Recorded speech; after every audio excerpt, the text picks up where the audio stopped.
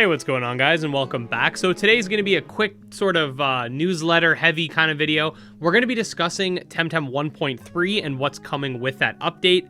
I believe it's coming out on the 6th. I will double check.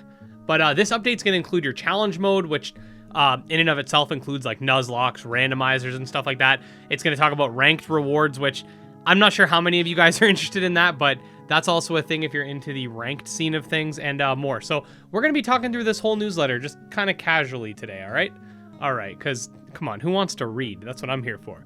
So hello, Tamers. Time flies. It seems like it was just yesterday when we were spoiling the contents of 1.1 and 1.2, but we're already here sharing some insight into the upcoming 1.3. We're hoping to launch this patch on the 6th. We'll keep you guys updated.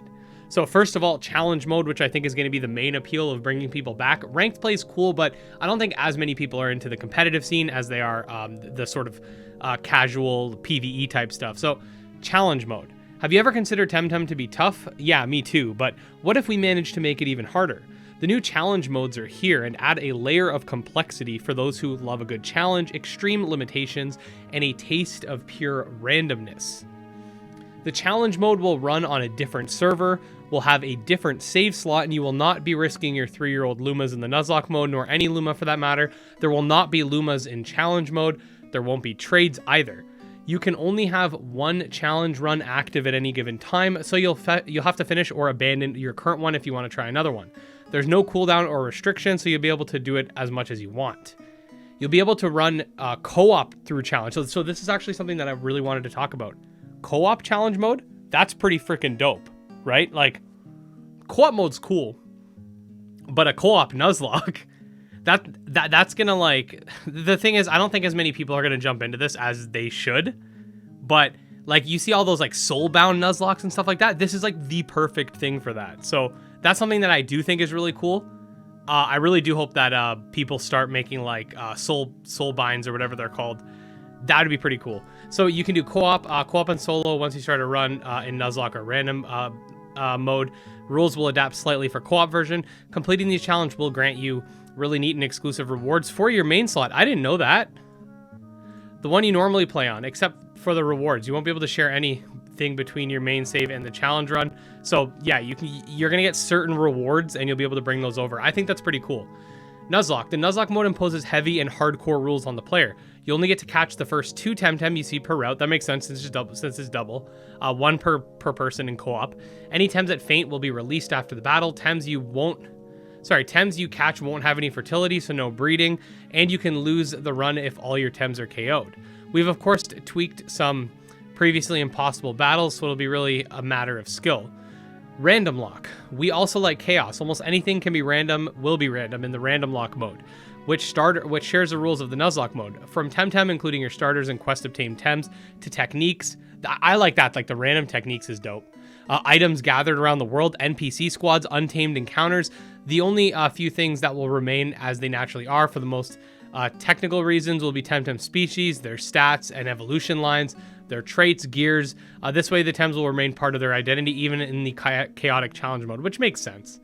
Speedrun. In speedrun mode, your goal will be to clear the game as fast as possible. There will be a timer for sections, 1 for each island, and a general timer that will be visible at all times. Loading times won't be counted, and the game will skip anything and everything that can be skipped, but you'll still have to battle your way through the entire story. If you manage to beat the game before the time goal, you'll be in for some sweet and speedy rewards in your main save slot. Can you beat the time? Challenge modes will be covered in depth in the patch notes on the update, so stay tuned for the detail. Also, we're going to get a new area called Nanto Labs. The door of Nanto Labs will open to all curious tamers. Inside, you'll be able to exchange your Lumas for a very sus, as they said, new currency called Luma Drops. The amount of Luma Drops you'll receive for each Luma will depend on the Temtem species and whether or not you're the original trainer or are soulbound to them. If you want more, the more you have to sacrifice. Such are the laws of equivalent exchange.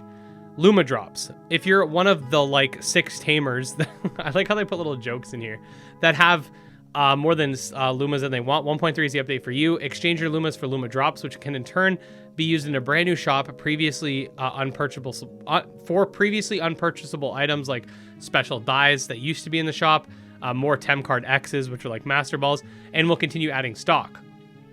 Then we got the Season 2 ranked rewards. Take a look at the flashing new rewards for the rank Season 2. And I'll just play this little clip for you guys.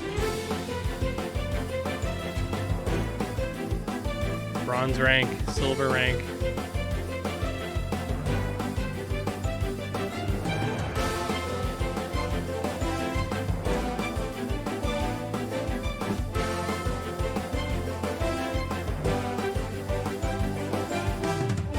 So yeah, pretty cool stuff.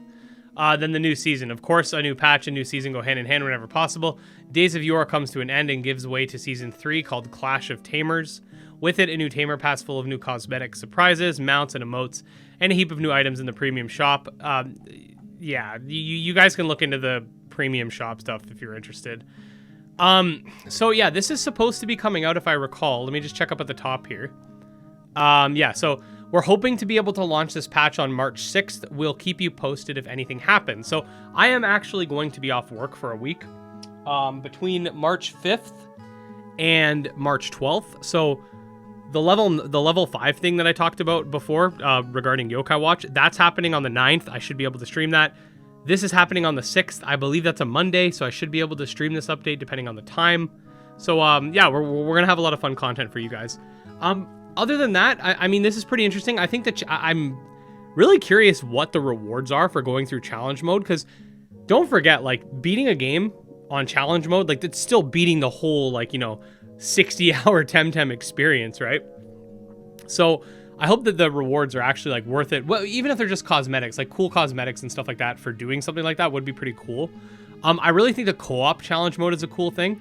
I might look into maybe doing that with someone at some point.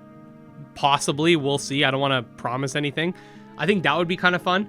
But other than that, that's pretty much what I'm looking forward to. It looks like Crema has actually fully committed to all of their Kickstarter promises at this point. I think the only thing left is that last mythical. So after that, we're going to have to kind of see what Crema does to sort of keep the engagement of the player base up. Again, I know server costs aren't that much in comparison to who's probably spending money, but you want to see the game continue to stay alive. I know the Valentine's Day event was delayed and essentially we're going to get it next year. Well, we want to make sure that there's actually players next year for that, right? So I am very curious to see like what they do to keep that player base engaged and how long like they're able to keep the game going. Because again, we don't know if they plan on adding new Temtem or anything like that in the future. So, I'm very curious. We'll see. But other than that, let me know what you guys think of the update. I think it's interesting. I think this is something that Pokemon should do, is like have these challenge modes. Like there's enough people streaming like hacked versions of the games, making randomizers and Nuzlocks, and apparently they don't like that. So, if they don't like it as much as they say, why don't they just make their own version of it? But I digress. Anyways, if you enjoyed the video, make sure to like and subscribe if you want to stay up to date on Temtem or just monster taming in general. Again, subscribe to the channel. You can check out my Twitter, Discord, and Patreon linked below. Special thanks to the patrons, especially Jim Hamilton, Dro Ghost, Dark Persona, Candy Morency, and Exodus, and we'll see you next time. Peace.